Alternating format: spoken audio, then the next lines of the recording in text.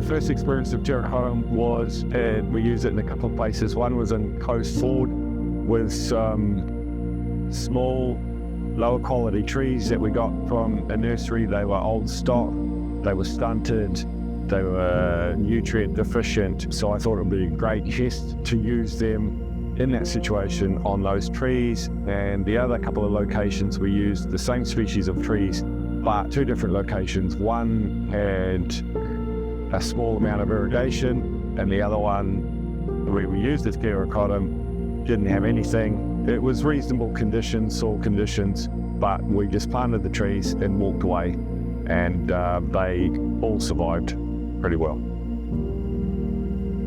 Coast Ford, the trees, the spruces, were an idea that we had to plant at the back of the site so that we could create small areas where freedom campers could back into a small alcove lined by trees. And it all sort of come together with nursery that I dealt with. They had some trees that were extra left over from an order, and they wanted to move them on. Like I said in the previous question, they were stunted, they needed some fertilizer, and they were quite root bound. So I thought it'd be a perfect test for Terracottem and before we used it more widely.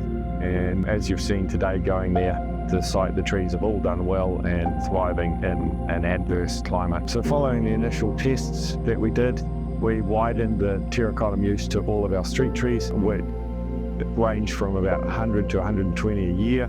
And even in the first summer, we saw considerable benefits in water saving, and halved our mortality rate down to about 1 or 2 for that year.